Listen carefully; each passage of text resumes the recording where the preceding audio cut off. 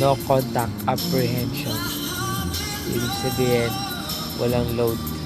Kaya ayan, nagpapaload. Talaga hindi pa start. Kita mo na ba yan? Scala, Vista Mall. Ayun oh. Oh. Traffic lang talaga dito. Pero gusto mag-charge nyo. Okay lang naman. Nagalaw naman yan, hindi naman yung stock. Yo, may naabutan tayo dito. Ayan o, taga Depot 3. Shoutout mo mga taga Depot 3. Hello! Depot 3! Oh my God! Wow! Dito tayo sa Vista Mall. Yeah. Wala ba pila? Wala, solo. Solo. Ngayon, lagyan natin ng 3 basong kutsara. Thank you. Anong nagustuhan mo dito sa Taguig? Vista Mall charging station. Solo. Tapos may CR pa Sige, dito tayo ulit ngayon. Pangalawang beses ko wala mag-charge dito. Ngayon, meron na tayo dito codes. Ayan para maiwasan natin yung mga nagpapark. Para hindi na mabala yung mga mag-charge dito sa VinFast. VinFast, Green GSM, tsaka VinFast sa mga sasakyan private. Pwede kayo mag-charge dito for free. Oh my God! Wow! Libre yan hanggang May of 2027. Nice. Ganda ng ilaw dito. May dalawang slot pa. Yung mga mag-charge na Green GSM, tabi nyo muna dyan, tapos usod nyo yung cone bago kayo pumasok. Itabi nyo na lang ng maayos yung cone. Tapos bago pag-alis na kayo, tabi nyo ulit sa gilid, tapos ilagay nyo na ulit yung cone para hindi maarangan yung charging station natin. Okay.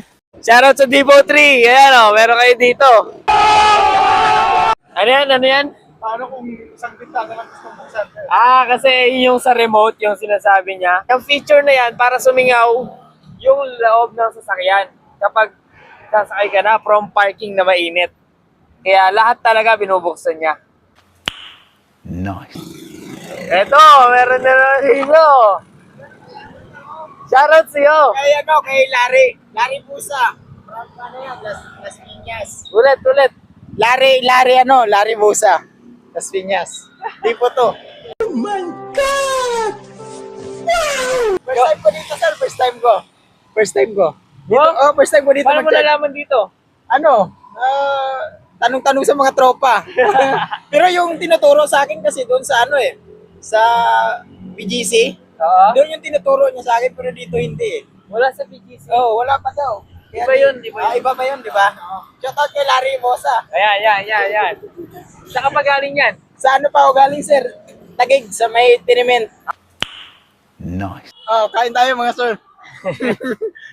Papahinga dito sa charging station. Tapos ito, kasama Sarap ng naman kain. yan.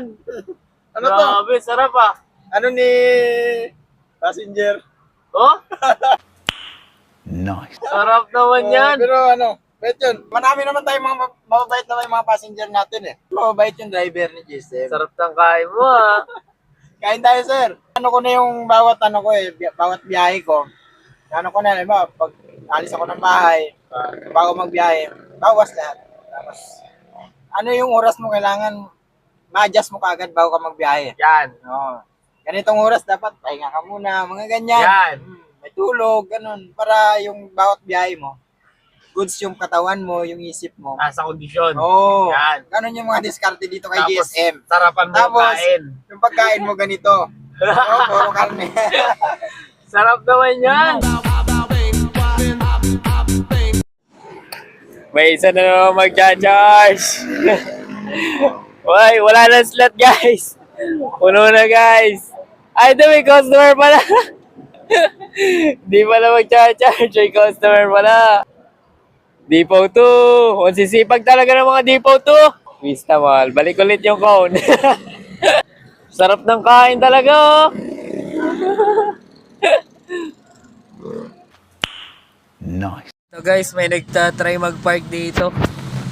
So sinabi naman ng ating isang ka-green driver na bawal mag-park dyan kung hindi naman mag-charge. Pero may pinaglalaban nata si Kuya na pwede daw mag-park dyan. So kitang-kita naman na hindi yan isang VinFast kaya hindi rin yan makakapag-charge. So ibig sabihin magpa-park yan talaga siya dyan. Ito kasi is charging station. So notice to the public lang, hindi na po to parking area.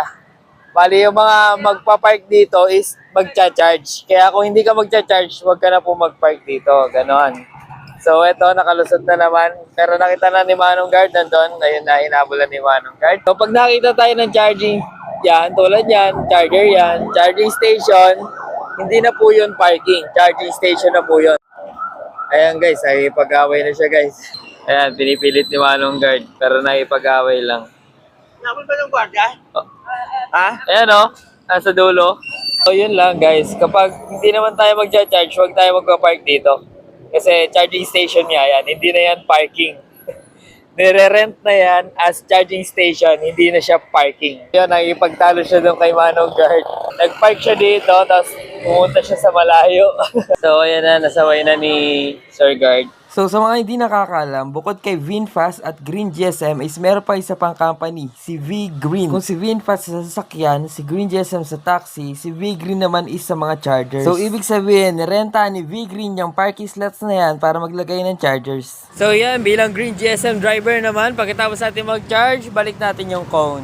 Para sa mga susunod na mag-charge, hindi sila maharangan ng mga driver na hindi alam ang charging station. Bye-bye!